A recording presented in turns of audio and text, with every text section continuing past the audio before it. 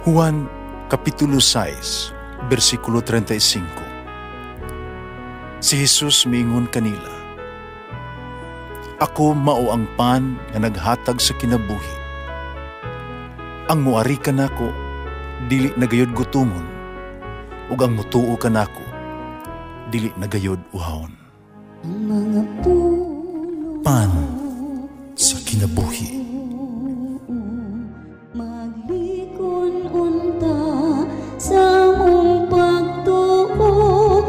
Gagakakabi sa pagtuman sa imong mahal nga kasuguan. Ang ginumana kaninyo, Santo sa Ebanghelyo sumala ni San Mateo. Pagkakita ni Jesus sa mga tao na nag-alirong kaniya, mingon siya sa iya mga tinunan, "Manabok kita sa lanaw." Nga may usa ka magtutudlo sa balaod, nga miduol kaniyag miingon, "Magtutudlo, andam ako sa pagkuyog kanimo, bisag asa ka mo adto." Si Jesus mitubag kaniya, "Ang mga milo may mga taguanan, ug ang mga langgam may mga salag, apan ang anak sa tao, walay dapit ang kapahulayan." May lain pag yung tinunan nga miingon, "Sir, mo pauli una ako aron paglubong sa akong amahan." Si Jesus mitubag, "Sunod ka nako o pasagdi ang mga patay nga maoy mulubong sa ilang mga minatay." Ang Ebanghelyo sa Ginoo. Pasalamati ang Ginoo kay siya maayo. Ang iyang gugma mulungtad hangtod sa kahangturan. Pasalamati ang Diyos sa tanang mga Diyos. Ang iyang gugma malungtaron.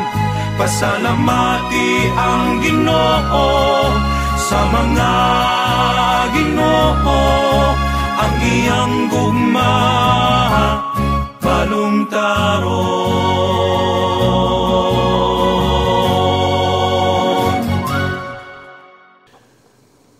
Ang pagsunod kang Jesus kinahanglan nga usa ka gawas tong desisyon nato.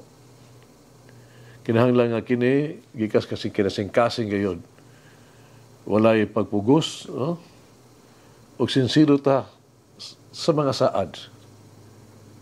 Sa diha nga ang Dios mitawag kanato. Kita wala magsulti kaniya sa paghulat kanato. Wala kita magtakda og mga sumbanan, limitasyon o kondisyon. Ang pagkadisipulo ni Jesus nagpasabot nga permanente ta makanunayon, malungtaron sa tuang mga pulong. Wala tayong mga pag-atras. Kaya nung kini o sa kagatos kini 100% yun pagpahinungod ng commitment o trabaho. Wala time out. Dili kita mag-on and off affair. Anda mga bani ini. At ni duha ka tao sa Ebanghelyo, ang usa gusto mo sunod kang Jesus, gitawag ang usa pan iyang gitakda ang iyahang kondisyon. Ang unang tubag ni Jesus mao, ang mga milo may taguanan, mga langgam sa langit, ada ay mga salag, apan anak sa tao, walay dapit nga pahulayan sa iyang ulo. Verse 20 kana. Pinunduman ni Jesus sa mga tao nga una-unaon nila kayo kini pag-ayo. Namahimo sila seryoso. Mubahin ni ini, ni tiyaw-tiyaw. Sultihan ni Jesus sa mga tao nga kinahanglan sa anda mo sakripisyo sa mga kalisdanan nga maabot. Ikaduha, ang tubag ni Jesus mao, sunod ka nako. Napasag din ng mga patay nga mulubong sila mga minatay. Ang mga bugos ng pamilya o ang obligasyon, dili unta valid reason, valido, nga kita murag mapasangin sa pag-iong nga dili kita makapatalingog katawag sa Dios. Ang Dios, mag-itimabaya pag-ayo, niya atong minahal sa kinabuhi. Ang Dios, matiman niya atong gibiyaan. Si Jesus nagpasalig ka nato. Amen. Sultihan ko kamo. Kung ikaw, walay bisan kinsa mo biya sa iyang balay, sa iyang mga higsuon, mga ginikanag, mga anak, tungod sa gingharian sa Dios, nga dili makadawat. No? Balik, o mga panalangin ni ining kinabuhi o maabot ng kinabuhing dayon.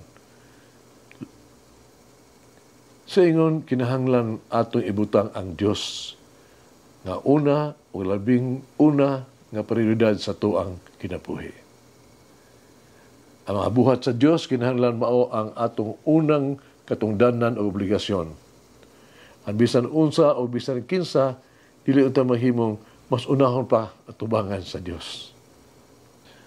Sugilanon kini sa tali sa panag-istorya sa Dios nga amahan o sa Dios nga anak. Ilang gisgutan ang paagi sa pagluwas sa mga tao gikan sa kadautan sa sala. Ang Dios nga anak miingon sa amahan, ipadala ko, ibalik ko sila diha kanimo. Ang hagit sa kinabuhi, kinsa nga ato ang gisunod nining kinabuhi. Apo kita, akong Ginoong Hesus, akong balaan ug maayo magbalantay. Ikaw nagtawag ka nako, ipili ko nimo.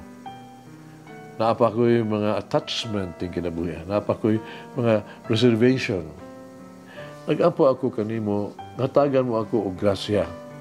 So libre ako pagtugya sa kagalingon diha kanimo. Malikayan ako ang mga walay pulos ka mga butang. Mag-iingon ko nga dili na nila. Salamat ko kanimo, Ginoo, Jesus. Kaya ikaw nagtutok ka na ako o nagpili ka na ako gikan sa uban. O mapausanon ko mag-ampo nga mohatag na ako ang hingpit nga ako ang kagalingon o ang tanan nga naha kanimo. Hinaot nga bugos na akong igahin ang akong panahon, talento o bahandi sa imong pulong o sa imuhang buhat din alang si buhat din sa yuta. Hinaot nga walay kondisyon ako itugyan sa akong kinabuhi sa imong kabubuton karon ug kanunay. Amen. O Mary, show me how to follow the Lord with my whole heart. Mulangin ang Diyos magagahom sa tanan, Amahan, Anak, Espiritu Santo. Amen.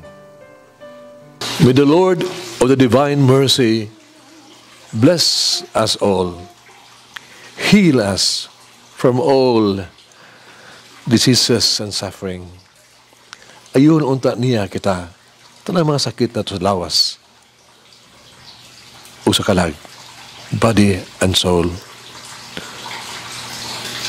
In the name of the Father, the Son, and of the Holy Spirit.